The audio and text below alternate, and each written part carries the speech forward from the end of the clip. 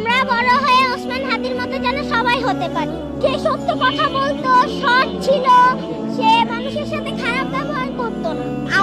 আমার খুবই খারাপ লাগলো যে আল্লাহ এত ভালো একটা মানুষকে মেরে ফেললো।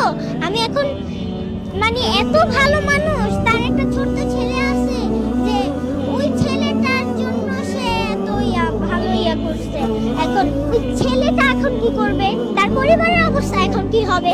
আমার বাবা মা খুবই কষ্ট পেয়েছিল, বাট আমার বান্ধবীরা যারা আছে তারাও কান্না করেছিল।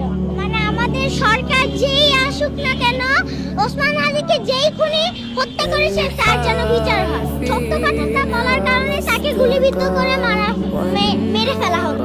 আমি চাই যেন ভারতের সরকার ওই খুনিগুলোকে পাঠায় আমাদের দেশে, যেন আমরা খুনিগুলোকে ভালো মতো শাস্তি দিতে পারি। আমি সরকারের কাছে এইটুকুই বলতে চাই। এই যে ভারতের মানে ভাইয়াকে, হাদি ভাইকে হত্যা করে গুলিবিদ্ধ করে যে খুনিগুলো পালিয়ে গেল ভারতে, এই যে নরেন্দ্র মোদি, তারা কেন আশ্রয় দিচ্ছে? তারা যেহেতু পারে, তারা তো পারে যে খুনিগুলোকে পাঠাই দিতে দেশে। আমি চাই যেন খুনিগুলোকে নরেন্দ্র মোদি পাঠাই দেয়, আর আমরা যেন ভালো মতো ওদেরকে শাস্তি দিতে পারি।